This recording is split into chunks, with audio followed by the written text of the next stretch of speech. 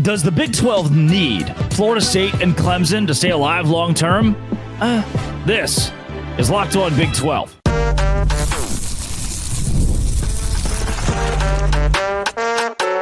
You are Locked On Big 12, your daily podcast on the Big 12 Conference. Part of the Locked On Podcast Network, your team every day. Happy Wednesday, everybody. Welcome to Locked On Big 12. I'm Drake Toll from America's #1 Big 12 podcast, Locked On Big 12. Thank you for making this show your first listen every single day. If you subscribe, then I get to keep my job. Coming up, Clemson and Florida State. Does the Big 12 need these two schools? I had a source reach out, ask for an interview. We're going to do it. We're going to cross over to Locked On Utes. We'll also talk Utah opportunity to go undefeated this season and win a national championship. That might be crazier than Florida State and Clemson joining the conference.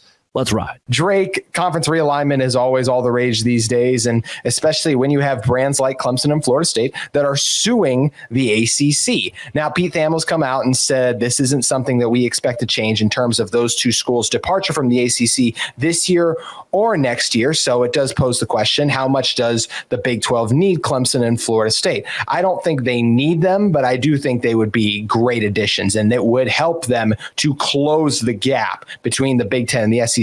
Anytime you're adding schools that have won national championships in the last decade plus, I think that's a valuable thing with Florida State breaking through those years ago, as well as what we saw Clemson do multiple times. So I think they would be great adds and help to bridge that gap. I still think this conference has strong teams, Utah being one of them. So it's not like get these teams or the conference will implode, but it would go a long way to me in just making sure you can get multiple teams in the playoff each year under this new format.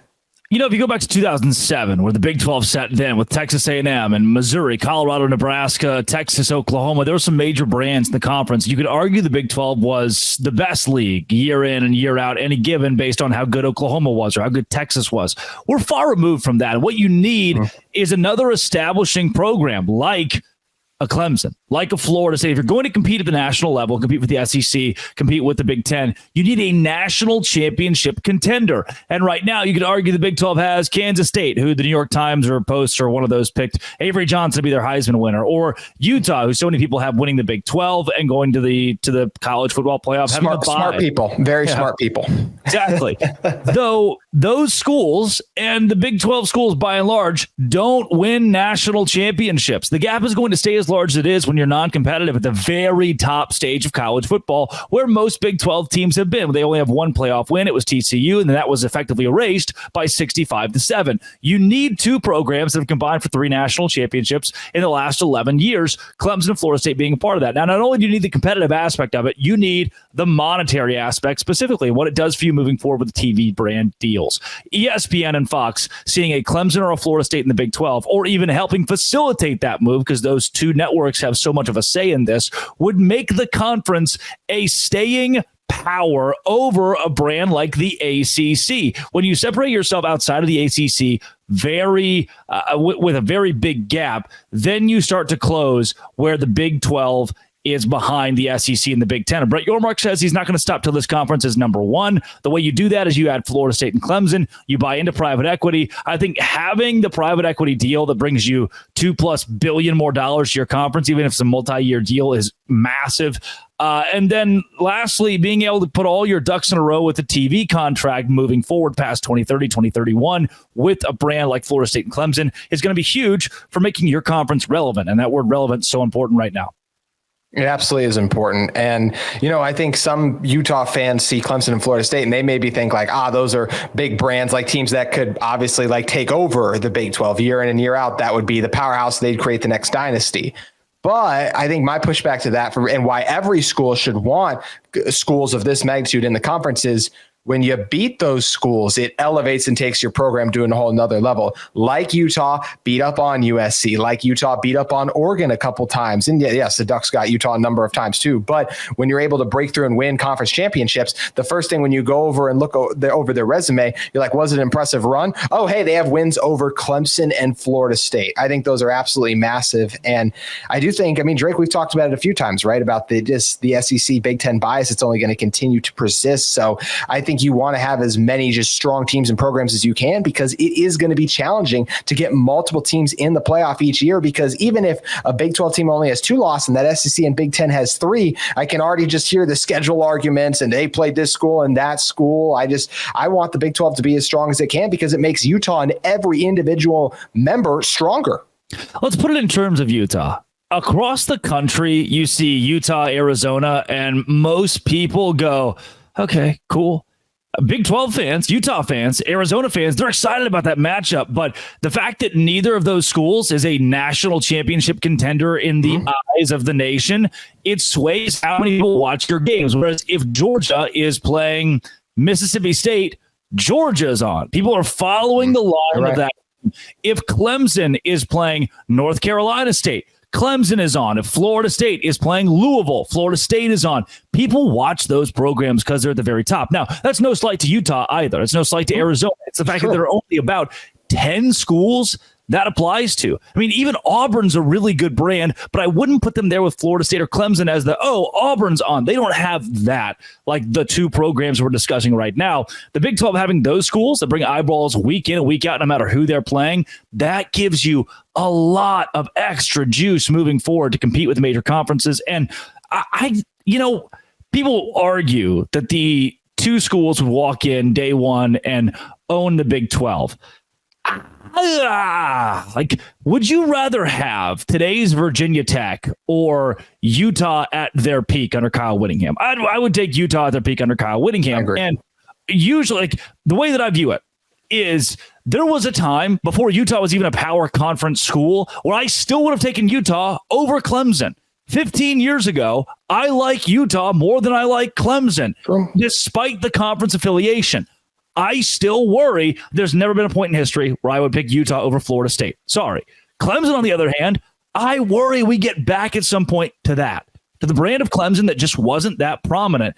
And to me, when you get there, you've got another Utah in your league. I don't think Clemson's going to own everything here, and I don't even know if it'd be as successful as Utah's about to be.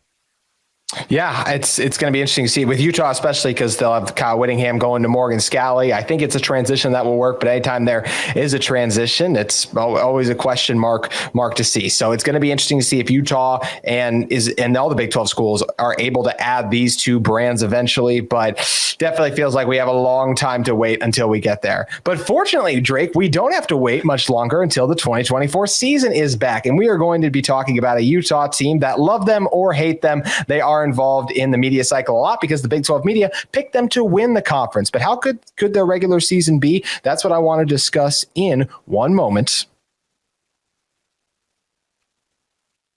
But first, I want to talk to you all about our great friends at Game Time. Game Time is an authorized ticket marketplace of Major League Baseball, which makes getting tickets faster and easier. Prices on the Game Time app, they actually go down the closer it gets to first pitch. They have fantastic deals, like last-minute deals, where you can save up to 60% off buying last-minute tickets for sports, concert, comedy, theater events near you. That's right. Game Time goes outside the lines and into every kind of event in your area. Also, they have great features in the app, like seat views, where you get a panoramic view from your seat in the app before you buy, so you know what kind of a view you'll be getting when you make your purchase. How about that low price guarantee? Game Time will credit you 110% of the difference. They also have great ticket coverage. Your purchase is covered with the most flexible customer service policy in the ticketing industry. You can take the guesswork out of buying MLB tickets with Game Time. You can download the Game Time app, create an account, and use code LOCKEDONCollege. That's capital LO and all of college capitalized, no spaces, for $20 off your first purchase.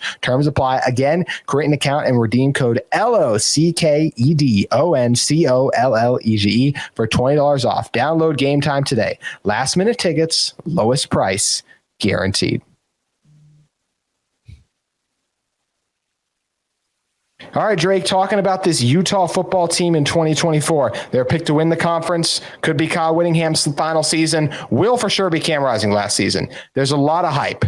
I think this team has a chance to match it. And part of that is the returning talent. And a large part of that is also the schedule that sets them up for success. When you look at Utah's schedule, to me, I see one game going into the season that they might not be favored in. That's at Oklahoma State. But I do think this top 5 rushing defense from a year ago that only lost their best pass rusher could be well poised to stop Ollie Gordon. Now, Utah's had some struggles on the road, so I think it's definitely that's the most likely game they're going to lose. I think they can win that one, but that's where it'll be interesting to see. But I do think this schedule sets up nicely. Utah's only lost one true home game since 2018 because we're taking the COVID year away. So they lost to Oregon last year. Their only loss at home the last few years is a top 5 team that went, or top 10 when they played Oregon, and with who had Bo Nix, a Heisman-worthy contender. So Utah's not going to lose much at home. So you have to beat them on the road. That's tough to do. Like I said, I see Utah as a favorite in pretty much every single game they play, but it's unrealistic to pick them to go undefeated. It's just too hard in college football. They're going to lose one of these games. If I had to say right now, maybe I'll give it to the UCF game, but it's once again one I think Utah absolutely can win. I have a Utah going 11-1 right now, their first year in the Big 12. When is the last time that, and I Googled this, by the way, before I seem like a genius. Smart. When is the last time that Kyle Whittingham lost less than 3 games in a season? If you just had to spitball it. Less than 3 games in a season going back would be the 2019 team would be the one. 2008. It's been 2008. What's the 2019 team? Who'd they lose 11-3, baby. The Alamo Bowl. Oh, 3 or less. You're right. Kyle Whittingham is in love, addicted to losing 3 or more games in a football season. Now, to argue, I mean, like, and that's quite an asterisk to put on that, by the way, when you're looping in the bowl games in there a little extra when teams look differently, I am going to say, but continue. True.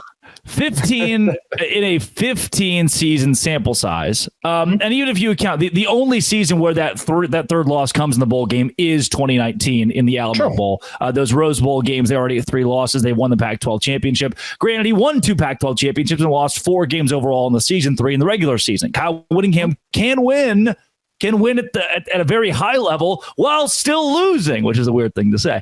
And I do believe that Utah will be at Arlington for the Big 12 championship. However, if we look at the body of work Kyle Whittingham has put together, this is a Utah squad that should lose 3 games based on what Kyle Whittingham does. Now, you look at specifically, again, Googled this, specifically their jump to the Pac-12. Now, I get it. Completely different. We're talking completely different ball game here because Utah was really good in the group of 5 or whatever it was level, and they go to the Power 5. And year 1, they win 8 games. Then 5-7, 5-7. There was an adjustment period there for Whittingham. An adjustment because you jump up. You could argue the Big 12 is the same playing field as the Pac-12. You could maybe even argue based on last season, the Pac-12 had a deeper conference. But this year in the Big 12, with the quarterback lineup that has Shedeur Sanders, a Shedeur Sanders-led team at 11th in the conference, the league is deadly. Like that's a squad where 2 guys get hot, Shedeur Sanders and Travis Hunter, and you go, they could trip somebody up here. Mm-hmm. With that being said, the Big 12, I think Utah definitely loses 2 guys. They have multiple losses this season, yet they will still be in the conference championship. So I don't think it's a bad thing. The only body that Utah having 2 losses really hurts, because they'll still be a playoff contender if you're in the title, is the Big 12, because it likely shortcuts somebody else, and you're probably only getting 1 team in the college football playoff. If Utah finishes 11-2 and goes to the playoff, the loser's probably out. If Utah finishes 10-3, they're the loser of the conference title, they're probably out. That's bad. To say undefeated with the parity of the Big 12 and moving to a new conference, I'm going to go impossible. Impossible. That makes our next segment with national championships question mark that we have on the rundown very interesting for those of you who stick to the end of this. Very, very much appreciate that. Drake, you make a number of good points, but I will apply a couple of asterisks. I feel like that as the Locked On Utes guy, have to mention 2019. That team lost 1 game in the regular season. They were 11-1. They lost 1 game at USC. I would compare that schedule because there were a lot of teams questioning, okay, how good is this Utah team? And then they lost to Oregon and Texas as the season ended in their final 2 games. But there was a pretty easy regular season schedule, and they went 11-1 because of that. 2021, that team was not the same without Cam Rising. Once they put Cam Rising in and benched Charlie Brewer, who Charlie Brewer ended up leaving the team, they were totally different. That iteration of that team lost only 2 games. They lost at Oregon State, a tough place to win, and they lost in the Rose Bowl to CJ Stroud, who a lot of NFL teams will continually lose to year year after year. Then we jump to 2022. That's where some of those other losses pile up. They lost at Florida, a very daunting and difficult place to play. Who else did they lose to? They did lose to Bo Nix that season. They lost at UCLA too. So if you want to say on this Big 12 schedule, there are teams that Utah will play on the road comparable to that UCLA team, I could see it potentially. I think UCF has a chance to mirror that success somewhat, but Drake, this is where it's just tough to me because, like I said, Utah's really good at home. So I think it's going to be hard for Noah Fifita, as good as he is, to come in there and win. The Oklahoma State game, I like that for Utah just because of the matchup I mentioned specifically. But that is, once again, their most likely loss on this schedule. But I just feel like they have a chance to repeat what they did back in 2019 because it's a strong defense with Cam Rising, some quality weapons. And I do feel like, as even 24/7 Sports, I remember put it out, this is one of the easier schedules in college football because you miss Kansas and Kansas State, two of the other top teams in this conference, completely. So, I Googled it. 2019, Utah plays one ranked game in the regular season. So I thought, well, God bless. The Big 12 schedule is going to be much tougher than that, home or road this year. However, Southern Utah, Baylor, Utah State, none of those are going to be ranked. Oklahoma State and Arizona are both very likely ranked when Utah gets to them. But Arizona State, TCU, Houston, BYU, Colorado, your last two shots are Iowa State and UCF. I think ceiling is 4 ranked games for Utah this year. And if that's the ceiling, it probably ends up falling around the 2 or 3 mark. Brett Yormark said, welcome to the club, boys. Here's a huge gift. So will Utah have the opportunity to win 11 games in the regular season, especially based on their home schedule, which is still pretty easy, by the way? I mean, you look past the Arizona game and you're going, oh, well, most of the games left at home are still not terrible. Iowa State's not eating. It's tough late in the season. But again, Rice Eccles is a killer, a giant killer for whoever comes into town. That all taken into account, you're silly not to have Utah as a double-digit win team in the regular season. To go undefeated, I'm gonna I agree. I'm going to pull back on it because, again, it is such a challenging thing to do, especially in the Big 12 conference. Even TCU got through an undefeated regular season before losing to Kansas State in the Big 12 championship. It can be done. It can be done in the modern era, as the Horned Frogs proved. However, I just think Utah gets at least two little trips with Oklahoma State and UCF where things just don't go their way. And luckily, by that UCF game, they've already punched their ticket to Arlington. That's the hope. I mean, get to the Big 12 championship game, and then it's a massive disappointment if this team especially didn't make the Big 12 championship game, but still to get in there and not win the conference when there are so many reasons to believe this could be one of the best seasons we've ever seen from a Utah team. It would be a massive disappointment. So I'm excited to see if they can live up to the hype. And let's play a little bit more of a hypothetical, Drake. If Utah does live up to the hype, then that means they won the Big 12 and they officially punched their ticket to the college football playoff, and they'll get a bye because they won the conference. So that means they'd be 3 games away from being national champs. Now, I don't think Utah will be national champs, but they will have a shot to, because they will be in there. And all it takes is a couple of games to break their way. I do think Utah is capable of beating one of the Giants, just like we kind of, this is the exact reverse of what we just talked about. Like when I look at Utah versus UCF on paper, I say Utah should beat UCF.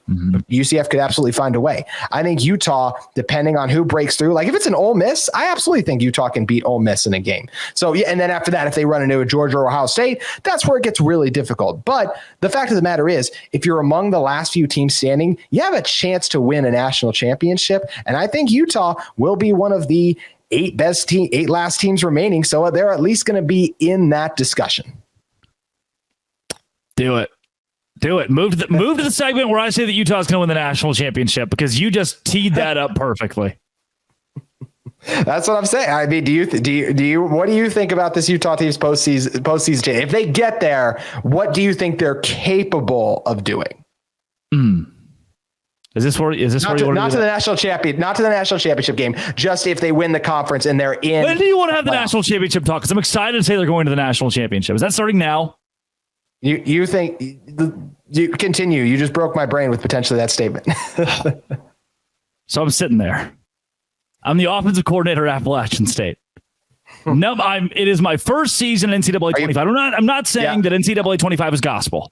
However, We get to the end of the year in the college football playoff, and the national championship game features Kansas State and Utah.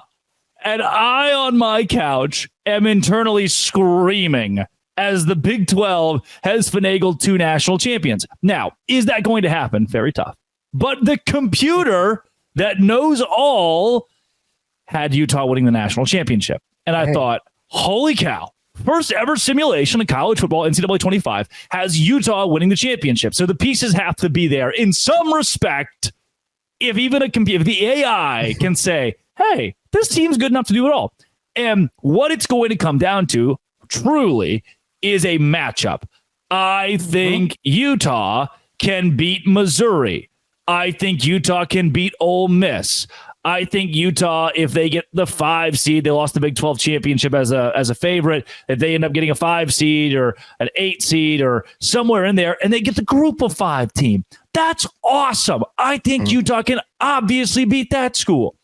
And then when you talk semifinal, Utah, Ohio State, I'm not freaking out that much about Ohio State. There is like Utah, Georgia, or Utah, Georgia is the only game where I point and go, bad, don't want that. But guess what, buddy? We're in a brand new era where we're going to start talking about who got the tougher draw, the harder side of the bracket. And I don't think you can name a team in the top 10 where I say, outside of Georgia, where I say Utah cannot beat that program. Alabama, I don't know. Brand new coach. Yeah. LSU, they might go 5-7. I think there are a lot of holes there. Florida State, Clemson. I don't see those schools as being top of the line when we get to the college football playoff, so much so that they are that better than Utah. Oregon, we've seen Utah beat Oregon. It's been a little bit, but we've seen Utah and Kyle Whittingham beat Oregon. The teams that are picked right now in the national champion, and Michigan, brand new head coach the same way. The teams that we see in a national championship conversation, and Utah is arguably one of those. They're a top 10 program. None of those scare me outside of Georgia. You get the right draw, the right upset in front of you, and Utah has as good a shot as pretty much anybody in the Big 12 to win the national championship this season. I get it. My little fun computer game over there on my little Xbox. It's not God. It doesn't know. However, the fact that you're right there, the fact that the first simulation has the Utah Utes winning it all, makes you turn your head and go, they're saying there's a chance. And then the Kansas State, somebody's going to go, well, Kansas State was in the championship, but that's impossible. The New York Times just picked Avery Johnson to win the Heisman flipping trophy, man, which is crazy, by the way. Saw the headline. I was like, what?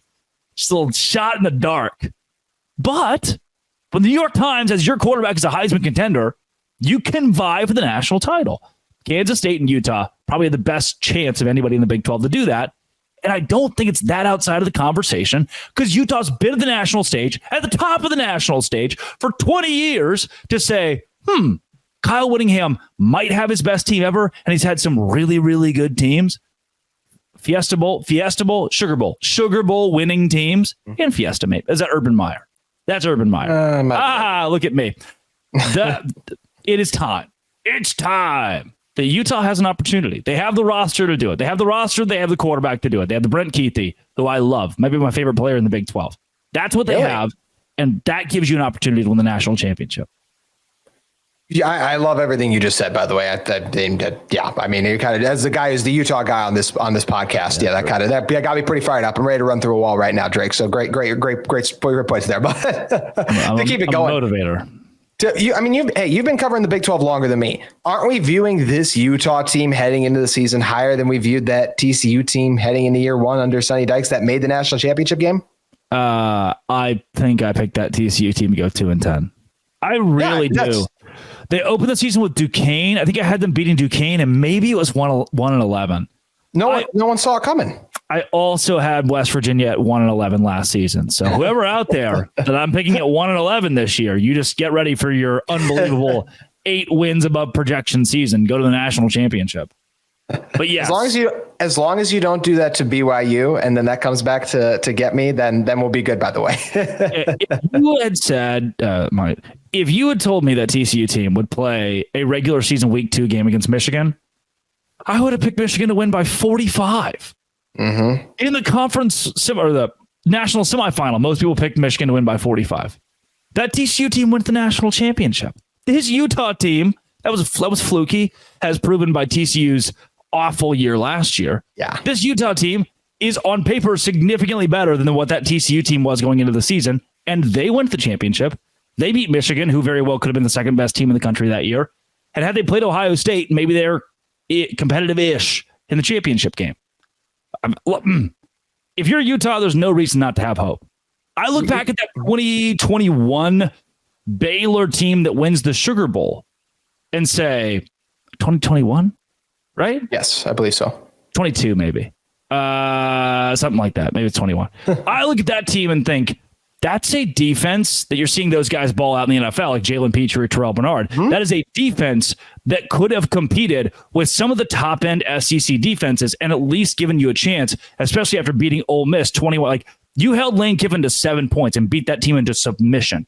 You've got a shot in the college football playoff to trip somebody up in a 12-game format. I think this Utah team is better than that Baylor team. This could go down as one of the best Big 12 teams, not named Texas or Oklahoma, truly, based on the roster on paper. I absolutely agree with that. They have the chance to be, because when we're looking at the teams that get to the playoff and make those deep runs, we want to trust the quarterback. Cam Rising has not performed bad in those big game, the largest situations. You think about in the conference championships, even the Rose Bowls Utah has lost. He's been outstanding. So you trust him in a big game. We definitely trust that Kyle Whittingham, Morgan Scalley led Utah defense, and weapons like a Brant Keithy. I'll throw in a Dorian Singer as well, who has a 1,000-yard collegiate receiver under his belt. Those are guys you can go to reliably and move the chain. So this team, Drake, has a chance, and that's all you can ask for as we get ready for 2024. And I'm just excited that we're gearing up for fall camp, and soon we're going to see if they actually can do it. I'm ready. It is July 24th. A month from now, August 24th, we will be seeing college football on our television screens. Week 0. Whoever's playing in Ireland, like Northwestern and Rutgers. Florida State. Future Big 12 team, Florida State is. I think so. Big 12 Florida State. Who are they playing? Yeah. Georgia Tech, I want to say. Oh, okay. Hey, it's never a good one. It's never a great game. It's never good. It's football at the very least. It's going to be 1,000,000 degrees, and it's going to be back. It's not going to feel back for a couple of weeks, but it's back. And we're on the precipice of that. We're on the precipice of the way that I do it now that I've been with Locked On Network for 3 summers is whenever we go back to full shows, whenever everybody goes back to 5 shows a week and we get out of the off season, that's when college football is coming up. Mm-hmm. Everybody's covering it wall to wall. You'll be covering it wall to wall. Locked On Big 12 will be covering it wall to wall. And what you'll get to see, the upsets in college football come back. Remember Central Michigan beating Oklahoma State. We're going to see somebody do that in week 1. We're going to see a top 25 team lose to Southern Illinois. And everyone's going to look around and go, point and laugh at that guy. That rocks. College football is the king in my mind in college athletics, and we are right there next to it. I just hope that there hasn't been too much overblown preseason expectation that Utah misses the mark because there's a whole lot of pressure on this squad. It's not like we just talked about them potentially going to the national championship, fueling the flames of that hype, right, Drake? Sorry, my bad. It's playing the computer. I'm playing the game, and it just tells me who wins the national championship. Oh, yeah. We'll chalk it up to AI, but we appreciate all of you for tuning in to this Locked On Utes, Locked On Big 12 crossover. Drake mentioned it. Season's right around the corner. We'll be coming at you every single day, bringing you the great content of the Big 12 Conference. Drake, thanks again for joining me for this one. Always. When Utah wins the national championship, I want a ring. I'll send you my address. I would also like a ring. I wish I had access to get the ring. So we'll get 2 rings, one for JT, one for Drake. And a huge round of applause to all of you who listen to us every single day. Thanks again. That's going to do it for Locked On Utes and Locked On Big 12. We'll be back with you tomorrow, breaking down more from Utah football and the Big 12's perspective.